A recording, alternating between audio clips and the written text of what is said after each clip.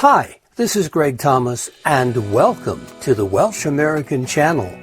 Americans of Welsh descent had a profound influence leading up to the American Revolution. Eventually, negotiations between the American patriots and Britain broke down, and a Revolutionary War was declared.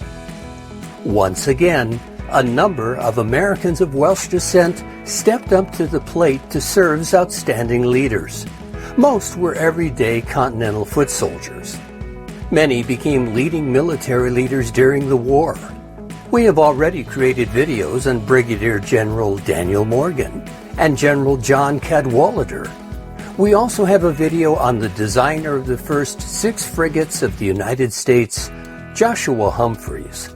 Other notable Welsh-American generals include Frederick and Francis Nash. In this video, we will examine the life and achievements of little-known Brigadier General Otho Holland Williams. Williams was born on March 1st, 1749. His great-grandparents emigrated from Wales. He was one of 7 children, 5 daughters and 2 sons. For the first year of his life, he lived with his parents Joseph and Prudence Williams in Prince George's County until the family settled at the mouth of the Conococheague, near present-day Williamsport, Maryland. His family home was Springfield Farm, listed on the National Register of Historic Places in 1974. Shortly before his father Joseph's death, he placed his 13-year-old son Otho into the care of his brother-in-law Mr. Ross, who worked in the clerk's office in Frederick County, Maryland. At 18, according to a friend, quote, he was about 6 feet high, elegantly formed, his whole appearance and conduct much beyond his years, his manner such as made friends of all who knew him, end of quote. After studying the duties of the office, Williams took charge of the office himself before moving to Baltimore for similar employment at the age of 18. In the spring of 1774, Williams returned to Frederick and entered into the commercial business life. But by June of 1775, upon the call for soldiers by the Continental Congress, Williams joined Captain Thomas Price's Independent Rifle Company of Maryland as first lieutenant. By order of the Continental Congress on June 27, 1776, the Rifle Company was integrated into the Maryland and Virginia Rifle Regiment, with Williams promoted to major.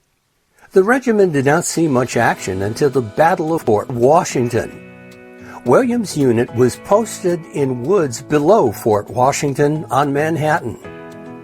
It held off several attacks by Hessian troops before being forced back into the fort, where he was captured. During the last charge, he was shot in the groin, but eventually recovered.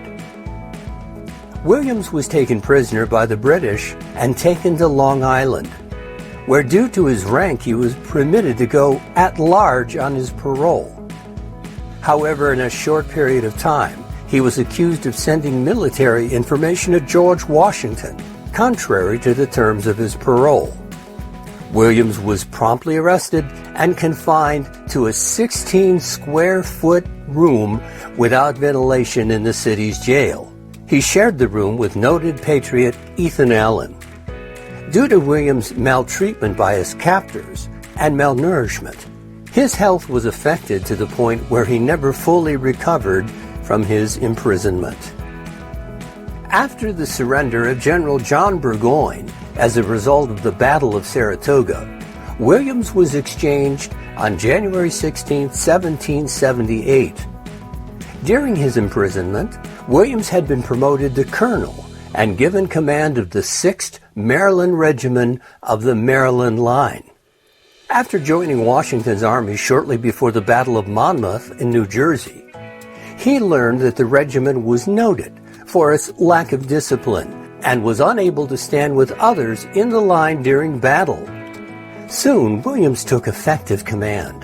The 6th Maryland Regiment became known as the equal, if not superior, to any other in the entire Army. In the Southern theater of the American Revolutionary War, the Continental Congress appointed Horatio Gates to command the Southern Department. He assumed command on July 25, 1780, and immediately marched into South Carolina with the intent of engaging the British Army, now under the command of Charles Cornwallis. Williams served as the Deputy Adjutant General under Gates. The two armies met in the Battle of Camden on August 16, 1780, 6 miles north of Camden, South Carolina. Due to several tactical errors on the part of General Gates, Cornwallis achieved a decisive victory. Williams had recommended against Brigadier General Gates taking the army directly south to challenge the British, but fought dutifully in the terrible defeat at the Battle of Camden after Gates ignored him.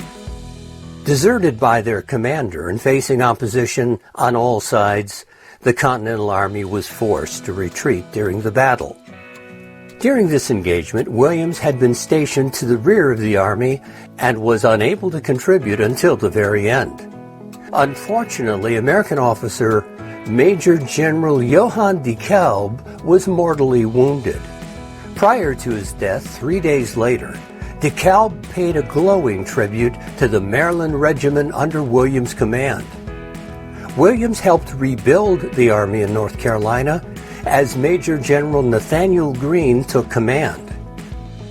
After the successful retreat across the Dan River, General Greene chose to engage in battle with General Cornwallis's forces on March 15, 1781, at Guilford Courthouse, inside the city limits of present-day Greensboro, North Carolina. After the British forces had broken Greene's first line, made up of North Carolina militia, and the second line, made up of Virginia militia, they then threatened a third line, made up by the 1st and 2nd Maryland Regiment. However, the battle began to turn when the 1st Maryland Regiment charged and swept some British forces from the field. But General Greene, not able to see this part of the battle from his vantage point, had ordered a retreat. Thus unsupported, the Maryland troops were soon forced to withdraw. During the retreat, the 6th Maryland Regiment under Williams' command again acted as the rear guard of the army and is credited with holding off the British forces, allowing Greene to move his forces to safety. In recognition of Williams' gallantry, Greene appointed him to the post of Adjutant General of the Army. Next was the Battle of Eutaw Springs. This was the last major engagement of the war in the Carolinas, and some historians debate who really won the battle. The 6th Maryland Regiment advanced and broke the British line, forcing them to fall back several miles and allowing the Continental Army to gain control of the British camp. The Americans then began to pillage the camp, which allowed time for the British to form a new line anchored by a stone house that the Continental Army was unable to move later in the day. According to General Greene, quote, "Nothing but the brick house and their strong position at Eutaw's hindered the remains of the British Army from falling into our hands," end of quote. The British were forced to retreat to Charleston, North Carolina. One early source says Williams' horse was shot out from under him and he was bayoneted in the chest, but not badly hurt. In March of 1782, Williams took leave back to Maryland because of poor health. He did not return to active service even after promotion to Brigadier General. After the war, Williams returned to Maryland and settled in Baltimore. He invested in land and ships and was named Naval Commander and Collector of the Port of Baltimore. His appointment was renewed when George Washington assumed the presidency of the United States. He was also admitted as an original member of the Society of Cincinnati of Maryland in November 1783. In 1786, he married his wife Mary, with whom they had 4 sons. In the year following his marriage, Williams bought his father's house near the Potomac River and dedicated himself to improving the farm and laying out the town of Williamsport, Maryland, which is named today in his honor. Williams wanted the capital of the United States to be located in Williamsport and wrote a letter to Washington to that effect on November 1st, 1790, enclosing a map of the town.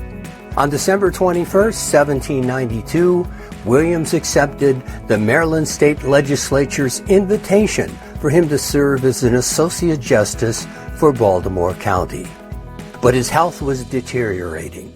Williams was encouraged to try the salty sea airs. In 1793, he journeyed to Barbados, which afforded him some physical benefit.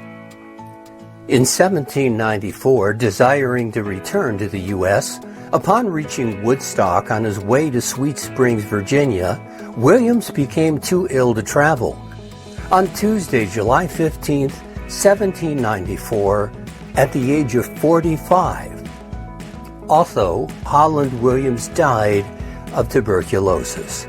His remains were interred under a simple monument on the summit of a hill on his Williamsport homestead. His wife died 1 year later, leaving their children orphaned and under the care of her father. Alexander Hamilton was the recipient of Williams' last letter, sent a week before Williams died. In pondering his life, Otho Williams wrote this, quote, "We should not hope to be wealthy or fear to be poor. We shall never want, and whoever considers the true source of his happiness will find it, arising from a delicate concern for those dependent upon him, useful employments, and the approbation of his friends." End of quote. In the American Revolution, individuals of Welsh descent played a momentous role as soldiers and officers. Given their small population size and limited resources, they exceeded the highest expectations and served with bravery and distinction. Don't forget to subscribe to our channel or give us a like, and please feel free to make any comments below. If you would like to see more biographies of leading Welsh Americans, give us a like. And if you have an individual you would like us to showcase, let me know in the comments below. This is Greg Thomas saying Hoylem Nawr. Bye for now.